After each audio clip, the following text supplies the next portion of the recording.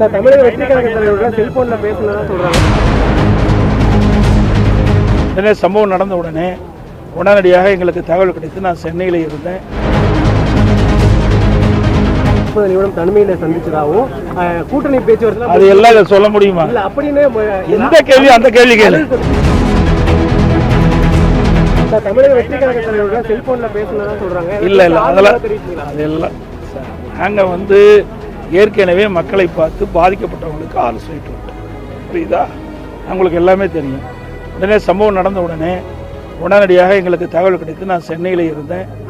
உடனே அன்றைய நைட்டே இரவே இங்கே அதிகாலை புறப்பட்டு கரூருக்கு போய் அந்த பாதிக்கப்பட்ட குடும்பத்தை சந்தித்து ஆறுதல் கொடுத்து அந்த இறந்தவர்களுக்கு இறுதி அஞ்சலி செலுத்திட்டு வந்திருக்கேன்.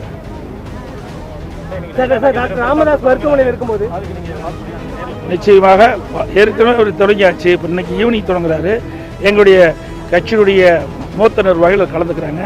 மரியாதைக்கு சகோதரர் செல்லூர் ராஜு அவர்கள், திரு உதயகுமார் அவர்கள், ராஜன் செல்லப்பா போன்றவர்களெல்லாம் அதில் கலந்து கொண்டு அவர்கள் அந்த சுற்றுப்பயணம் வெற்றி பெறுவதற்கு வாழ்த்து சொல்லியிருக்காங்க. டாக்டர் ராமதாஸ் மருத்துவமனையில் இருக்கும்போது 30 நிமிடம் தனிமையில சந்திச்சதாகவும் கூட்டணி பேச்சுவார்த்தை அது எல்லாம் சொல்ல முடியுமா? இல்ல அப்படின்னு எந்த கேள்வி அந்த கேள்வி கேளு.